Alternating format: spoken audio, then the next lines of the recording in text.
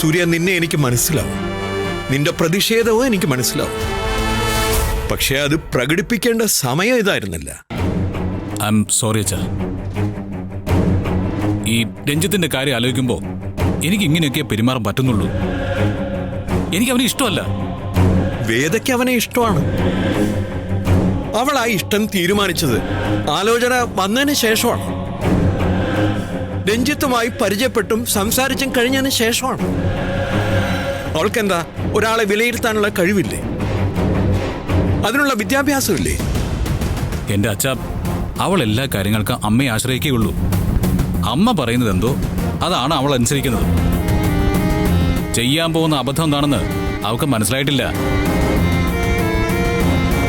പത്മയുടെ സഹോദരന്റെ മകൻ, ഉന്നത വിദ്യാഭ്യാസമുള്ളവൻ, നല്ല രീതിയിലും ബിസിനസ് നടത്തിക്കൊണ്ടു പോകുന്നവൻ, ഇത്രയും ദിവസം നമ്മുടെ കൂടെ ഉണ്ടായിട്ടും അയാളിലൊരു പ്രശ്നം മറ്റൊരാൾക്കും കണ്ടുപിടിക്കാൻ സാധിച്ചിട്ടില്ല സൂര്യ.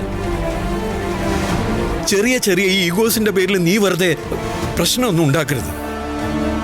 ഞാൻ പ്രശ്നം ഉണ്ടാക്കുന്നത് എനിക്ക് വേണ്ടിയിട്ടല്ല, എന്റെ സഹോദരിക്ക് വേണ്ടിയിട്ടാ.